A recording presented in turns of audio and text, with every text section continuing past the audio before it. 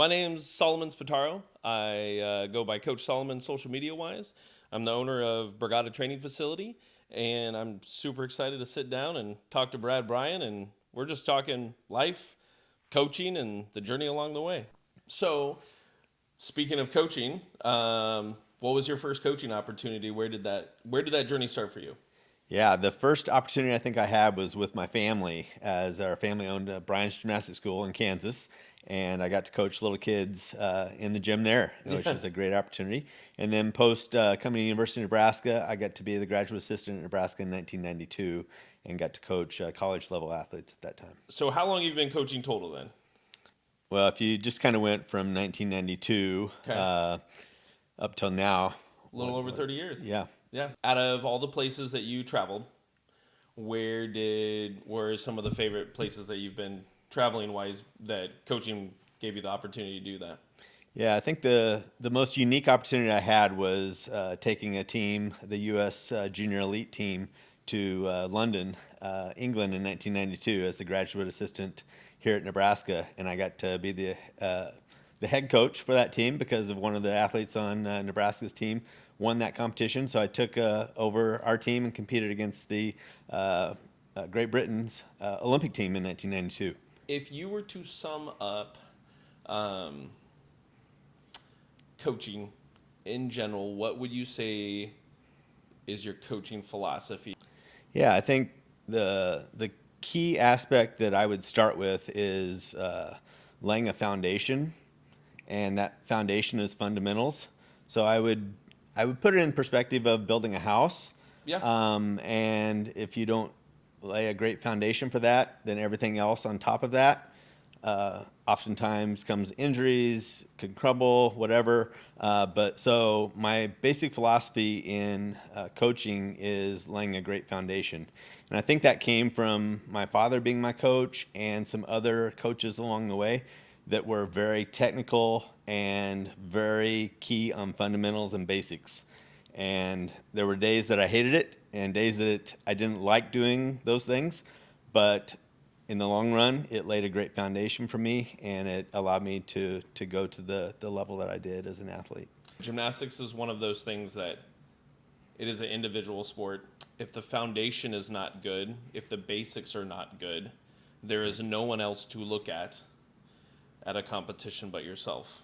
The ceiling becomes lower the weaker the foundation is. Right. So if you think you're building a huge building and 10 stories, we'll say that because gymnastics there's 10 levels. Yep. And so if the foundation is weak, the chances of you building 8th level, 9th level, 10th level, the ceiling just becomes lower and lower. It's simplistic. A great foundation is my coaching philosophy because you know that at the highest level, which for you ended up being pretty high, where did gymnastics take you as far as your own athletic career?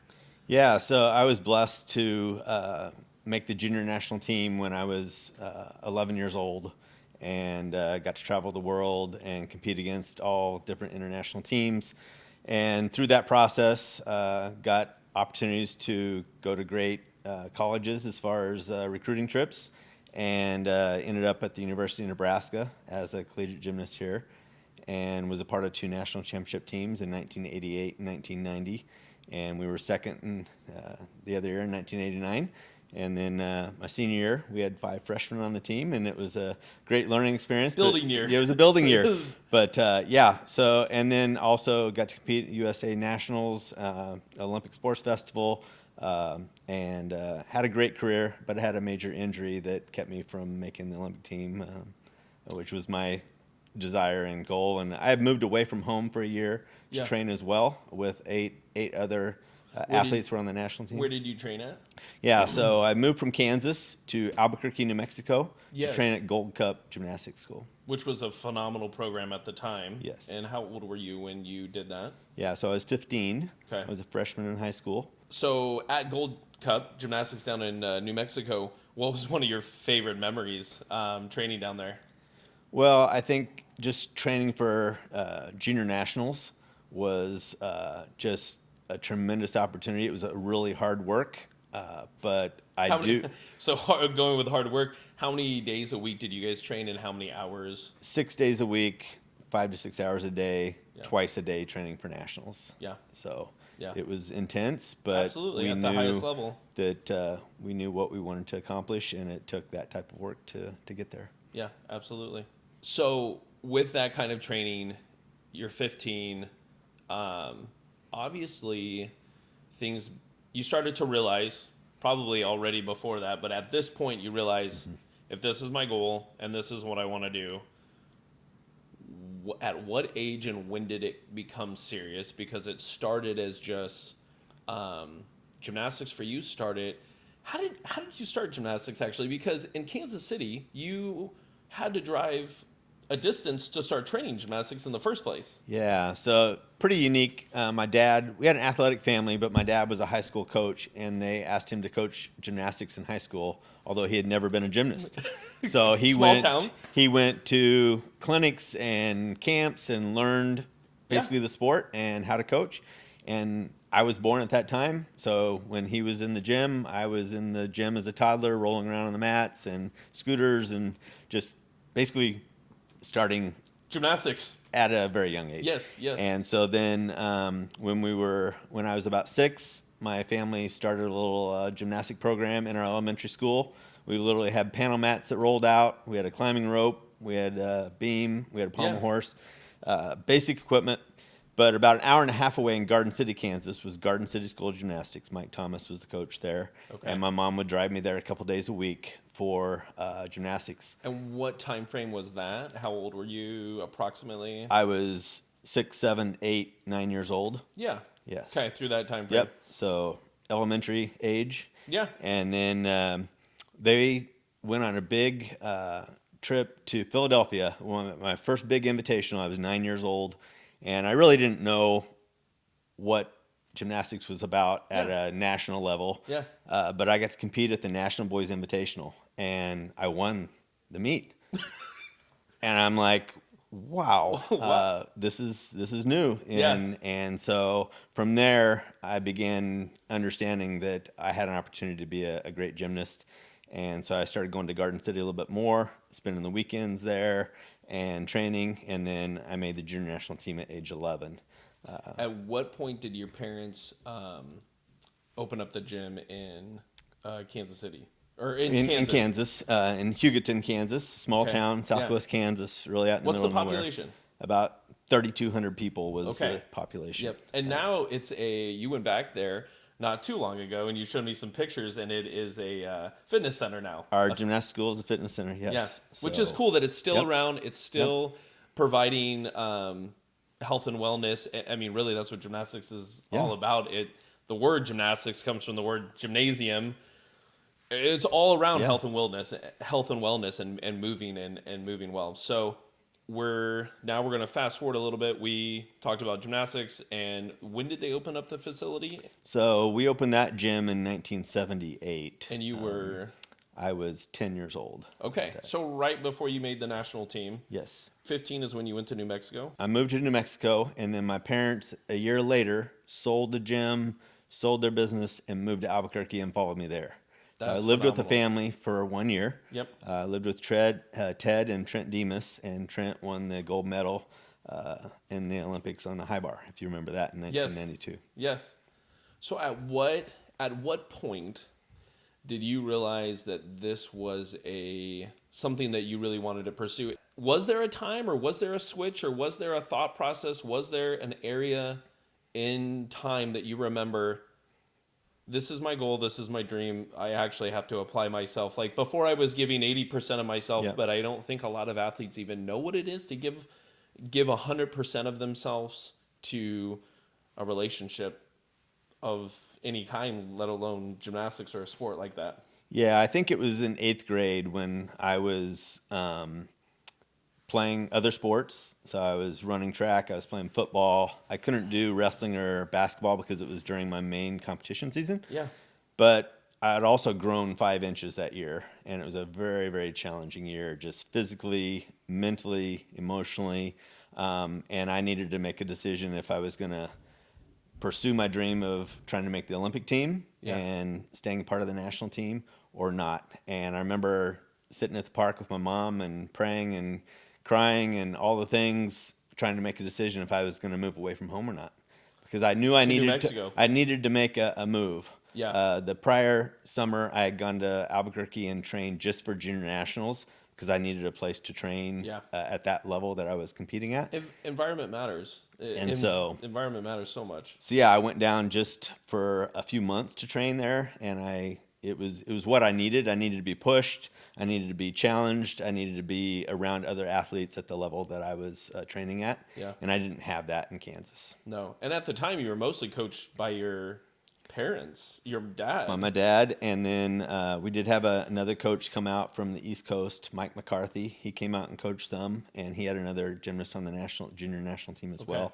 And then I would still go to Garden City with Mike Thomas some as well. Yeah. So I had kind of a You had a conglomerate network. of network Yeah. coaches there. Yeah. But I needed to be around higher level athletes Yeah. every day, training at a level that was not what I was able to get. Yeah. It's the human nature is, it's very easy to get comfortable. Yeah. Super easy to get comfortable. And so being in an environment that makes you kind of like have like-minded people and push you to want to be at a higher level, and if you have a competitive spirit, being in that environment, in that culture where there's, like you said, just like I need it to be around other gymnasts, athletes with the same goal. Yes. So that is actually part of the question I was going to ask is, what other sports did you play? And being from a small town, it sounds like you were involved in a lot of other sports. So that's awesome. What other sports did you really enjoy that you kind of had to make that decision? You got to a certain level of gymnastics and you're like, well, if I'm going to take this serious, I need to go. Yeah. Well, it was small town athletics, but Yeah. I played Little League baseball. Yep. I played junior high football, played Yep. quarterback. Yep. I ran track. Yeah. So What did you run in track? I ran the 100-meter dash, the 4x100 relay, and the long jump. Both my grandfathers got me into golf. Okay. And so I did golf in the summer, and my Yes. cousin was a great golfer. He ended up second in the state at Kansas. But yeah, I did love golf. That was Yeah. something outside of the gym. I loved to get on the golf course and just be out in nature and the beauty of being outdoors and fresh air. So, Fresh air. But it was a lot different than the gym. The Yep. gym's just a silent place at times. Did you ever take golf serious? I did. It was really unique. So 1984, before I moved to Albuquerque, my grandfather sent me to my first golf camp I'd ever been to. It was a 2-week golf camp in San Diego, Billy Casper's golf camp, and went there for 2 weeks to basically see if it was a sport that I wanted to pursue collegiately or, and go into and quit gymnastics.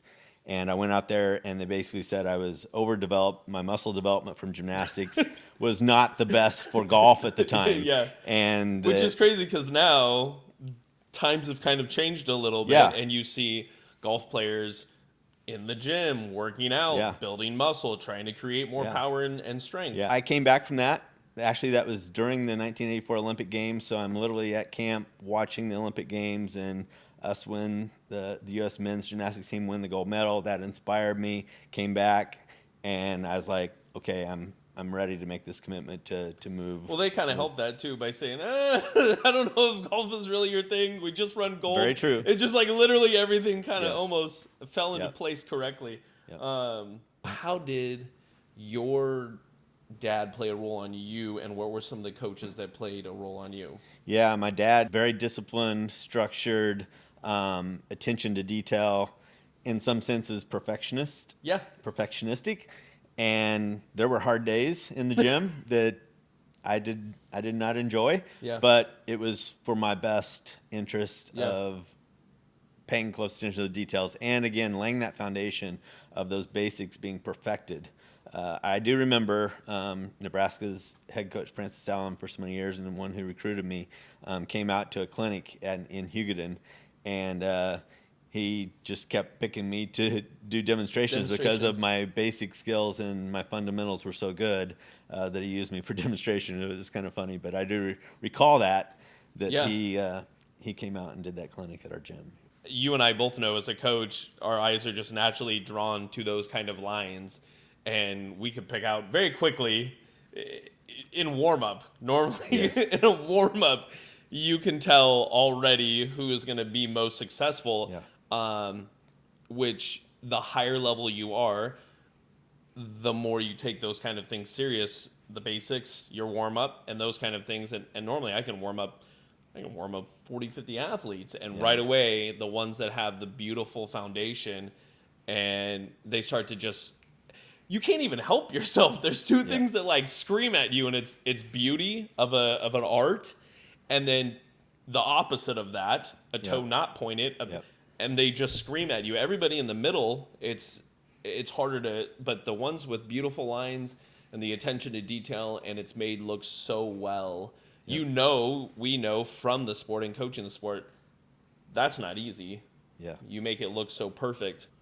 If you were to talk to and mentor a young coach just coming in,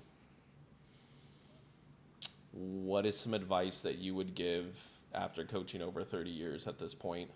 And like you said, you started in the gymnastics gym with your dad, just helping out with the high school. It's really been your whole life. Yeah. In your experience, what would you tell a coach that's just getting into coaching, or maybe 10 years and really wants to take it serious and really wants to develop because they find a passion within developing people? Yeah. Well, I think the key thing is to find out what unique values that coach has and to make sure that they're able to share those unique values. Yeah. And whatever that is, make sure that they're able to contribute that to the athlete. Yeah. Whether it be within a specific, whatever it is, that they're really able to value that. The other is that they get to know the athlete beyond just the sport, in a sense of understanding them as a person. It's about, mind, spirit, and athletics as well. So, for me, faith was a huge thing. So understanding that their identity is not in the sport, that it's found outside of that, as far as their identity is who they are in Christ and who God's made them to be, uniquely created. And so really valuing them as a person over them just as an athlete, and making sure that they really build into that beyond just the sport. So that is something I would encourage them to do. Then also, again, making sure that they understand the value of the mindset of the athlete. Again, helping them do things with excellence, but not making it about perfectionism. Or letting that destroy. Like, yes, understanding that we're human and understanding that some days are going to be good and some day, as a coach, you become really good with time and age. You kind of fine wine. You start to realize that kids are humans, athletes are humans. They're going to have good days and bad days, and how to talk to them and not let a bad practice be their whole identity, that they are someone outside of the gym. Right. Kind of like, all those things matter so much. But being a young coach, that is probably being able to look at an athlete and have a conversation about life, and have a conversation about the gym, and separate those two things, and getting to know the athlete. That's what I've learned, I think, in my time. One of the things that I have put together is that I learned that relationships matter most. To put it simply, like, if an athlete believes in me and they trust me, and they realize that I'm human, I'm not just a coach, that I care about their well-being. From there, if the relationship matters to them and they feel that, it's open. The ceiling is limitless. If they trust you, believe in you, and they feel that you have their best interests. Once that relationship, and some younger coaches, I think we all go through that, is that we try so hard to help them be successful athletically that we forget about them. Not intentionally by any means, but like, I need this, and it's not for me, it's for you. I'm trying to help you be successful. Helping them become a great listener as well. Like, coachable. Well, and also the coach Yeah. needs to be a great listener. Oh yes, be a So great listener. Yeah, te- both. coaching that coach to be a great listener Yes. and really valuing, again, like we were talking about, Yeah. valuing them in person, not just for the skills that you're trying to teach That them. they're capable Yeah. of. It's a talent to be able to connect to athletes, and um, it takes time, but I think I think what you said, building that trust is key. And I think there's so much pressure on kids these days to perform and be at this highest level. And also just so many kids are specializing in only one sport a lot now. so young. The pressure for them to succeed, I think, is put on them by so many different things. So just really coming alongside them and helping them understand that, it's not all about just that. There's other things in life that's important. Well, so speaking of just that, is the complete opposite for you. So when you were coming up, you were only in that environment of great athletes when you went down to Albuquerque. When you went down, Right. or when at 9 years old, you went up to, or 11, to New York, the East Coast, Yeah. and competed. That was like one of the first times that you've been in that type of environment, because before that you were just Kansas City and Garden City, so you really hadn't been, because back then there wasn't the social media, and you could, nowadays you could Google and see, whether on YouTube or social media of some sort, Right. everyone's competition. You could just film. Back then, at that time, that was a positive and a negative. Always, you could see your competition now, great, but at the time, you had to focus on yourself, and then it was also important to be in an environment that competed at a high level, because if you didn't, you were absolutely clueless. You had no idea what it was, what your competition was. So teaching them to be focused on themselves, but be at the highest level and create that relationship is just super, super important. No, I think just one of the things I think about that as Brigata has been developed, the acronym Humbly Conquer Yeah. has been it so resonated with me in kind of my journey of, again, trying to compete at the highest level, to achieve very high level athletics. Yeah. But to do it where it's not about me, it's about the team. That was something that drew me to Nebraska. Yes, we were individuals competing, but it was really about the team. The culture. We wanted to win as a team. Yeah. And so it was not about doing it for ourselves. Yeah. But I've always loved that about I what you appreciate- have brought in that acronym, that term. That motto, Humbly Conquer. Yes. The full thing, actually, I condensed it, was forged humbly, conquer fearlessly. That was the full motto of it. I condensed it because it was just a mouthful. It was too much. But why I thought of forged humbly, because to forge something takes so much work and effort, and it's relentlessly just beating. When you're a sword or anything ironwork, it's just beating and beating and beating and beating. And then you flip it, and then you beat it, and you beat it, and you heat it, and you cool it, and you heat it, and you cool it. And it's just, that's athletics, that's sport, that's life. It's forging something. Yes. So forge humbly, conquer fearlessly. And for me, it was, how can I connect two opposites? So I want athletes to be humble, but I want them to be victors and conquer and take over. And it's like they're very opposite. I want them to have the confidence of conquering, but have the humble of just being respectful and being honorable. You spent your time in Albuquerque, Kansas, traveling the world, honestly, with gymnastics, being on the national team, really had a great career. And then a injury kind of sealed the deal and made you retire. At what age did that happen? Yeah, so the actual injury happened at a national training camp after the Olympic Sports Festival in 1987, right before I came to Nebraska. So I had a tear in my shoulder. I rehabbed it before I came to school, and I ended up having scar tissue that pinched a nerve. So when I came to Nebraska, I was basically starting to have numbness down my arm and collapsing on parallel bars and collapsing on rings, and had to have major surgery over Thanksgiving here while I was at Nebraska. So that took me out most of my freshman year. I was able to come back and compete at the national championships on full exercise in the national championships and contribute to that national championship team that year. But that freshman year kind of knocked me out. But it never allowed me to get back to the level of athlete that I was prior to the surgery. Yeah. And so that took me out of basically. Mentally, that's super challenging.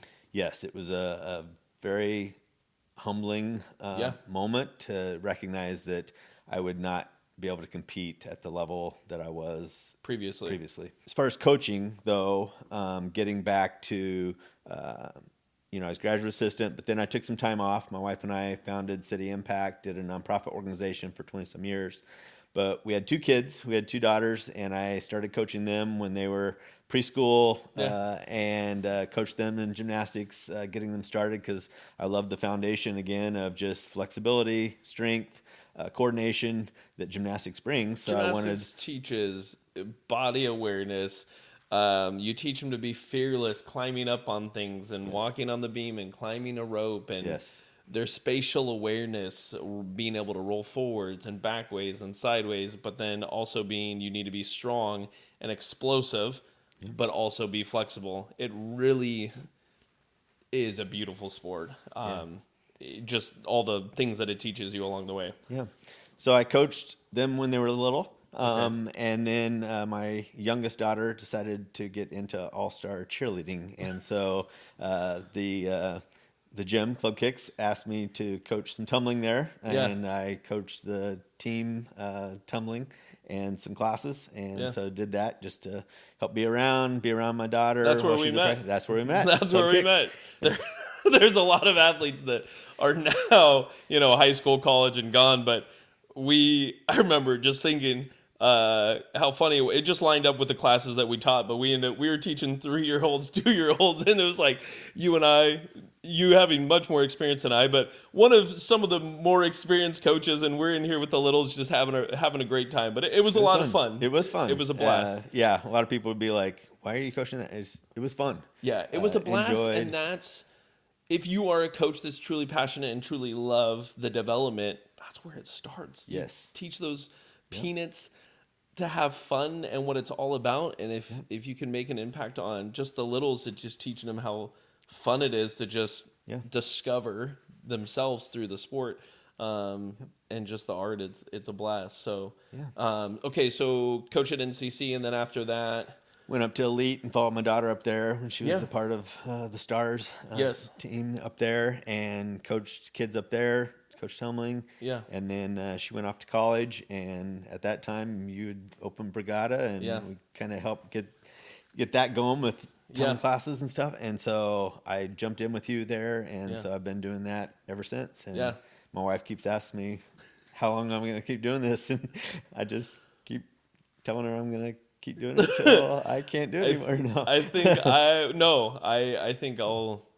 I don't ever see myself done coaching or developing. Yeah. I just don't ever. I love it.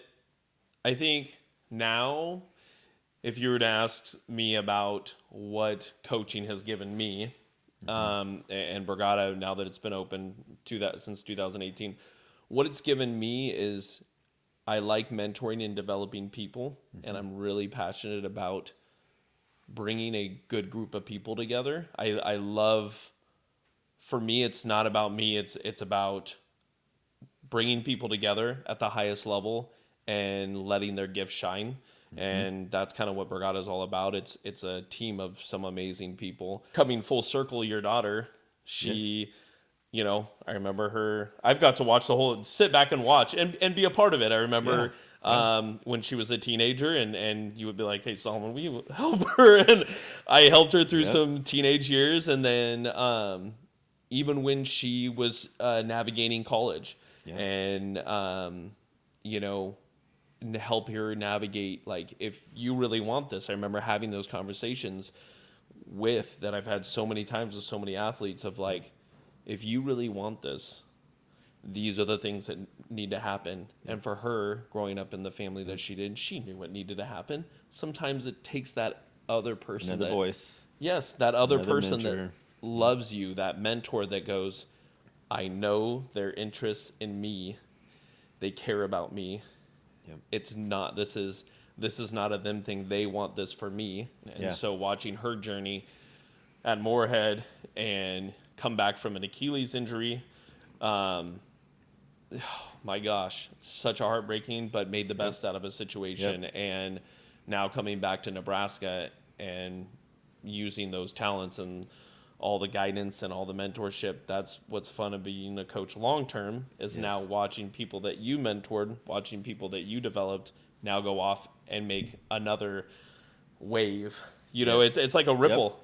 There's multiple coaches now at different college levels all over the country that you coached, I coached, and now they're making an impact on college teams and college programs. And it's really what it's all about. It's not just the sport. It's relationships, developing people. The amount of conversations I have with athletes that are, thank you for being there for me. Thank you for just being an ear. Thank you for that come to talk to a coach about just life. This is the test that I didn't do as well on this test. Like, I'm stressed out, or this is what's going on with a relationship. This is what's going on at home. Those are the things that matter. And if you care, show that you care, and you show that you have interest in them, the amount of work and effort that they'll put towards you is endless. Once they know that you're bought in for them. And I've appreciated the investment you've made into Maya and investing in her. And just as a dad and as my dad coached me, there were other people that I listened to differently than my dad, right? So even in that same situation, there were times I could coach Maya, but there were times that I needed you or others to step in and be that person to coach her or to mentor her, and that was beautiful. So I love that. And again, I'm so proud of her going off. Her journey in some senses mirrored mine a little bit, and needing to get away, get around other athletes at a higher level, train, and then going to Moorhead was one of the. I mean, it's they won a national title multiple times. It's one of the best programs in the United States for all girl, and so her going there and being in that atmosphere, and then having a pretty serious injury, just around Team USA tryouts, almost crazy how much things have, and being able to fight through that, and you fight through that builds character. And when you build a character, and you go through those challenges, you can get through anything through life. You started a nonprofit from absolutely nothing, running it out of your house. It was very humble beginnings, and so we can relate on a business, and we can relate on a coaching and our passion to develop. And now you've actually played a role in Camila now, and I'm getting to watch. Like, I helped Maya at sometimes in phases, and that comes and goes. And the same thing with Camila. She has the most respect with her, who she is as a person, a very attention to detail, and her dad that is that way. Sometimes two of those in one room. And what's hard about a kid is that they, at that age, they want to please you. Of course. And they want to give you 150%. And when they can't get it right away, if they're a perfectionist, it's defeating. And so sometimes having that other voice, that other mentor, she respects you and responds well to you. And it's, I just feel blessed. I'm thankful, super thankful to be, again, a good group of people that are able to create greatness and things that would never, ever be possible if it wasn't for a good group of people. So it's a joy, and I love working with her because she's so much like me. She is a hard worker. So there's just a lot of things that I relate to in her, and then also the daughter. It's the same thing repeated.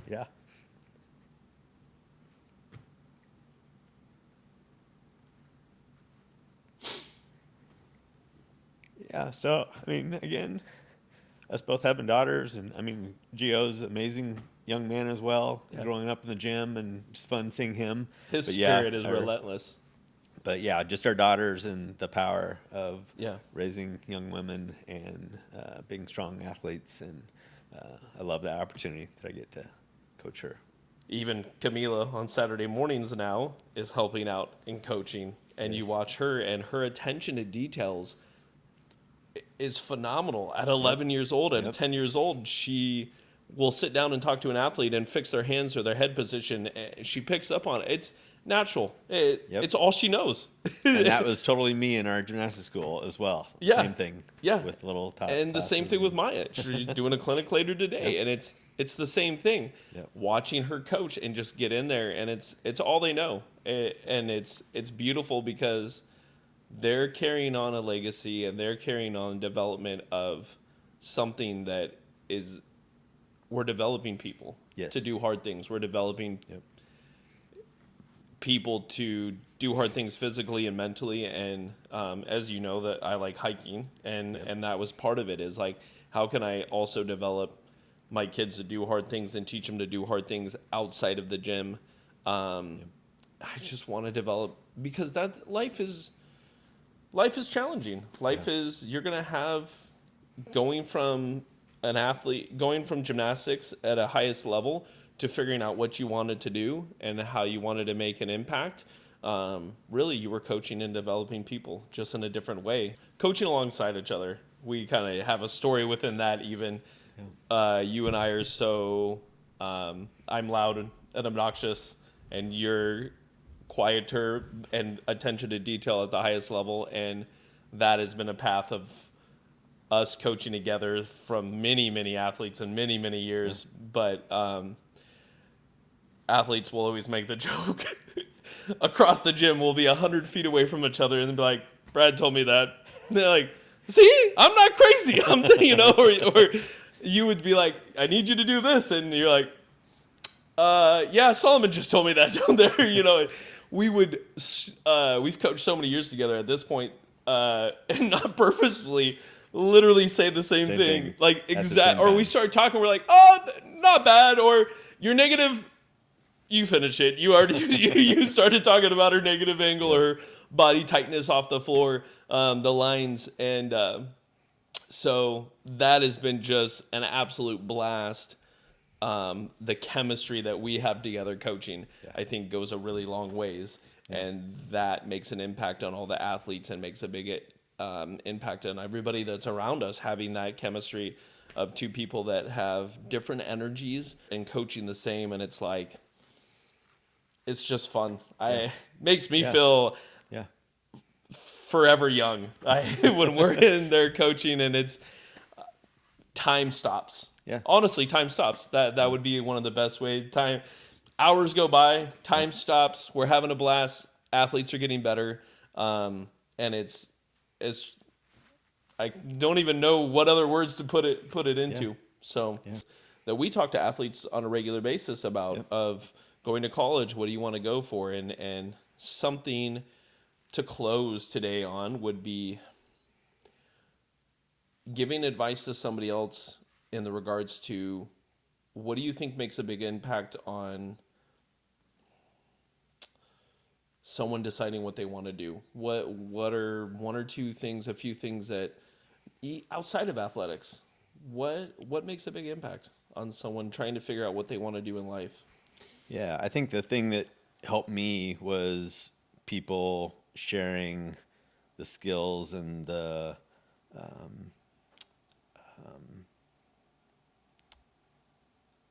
things that I was good at. Yeah. And then finding where I was passionate.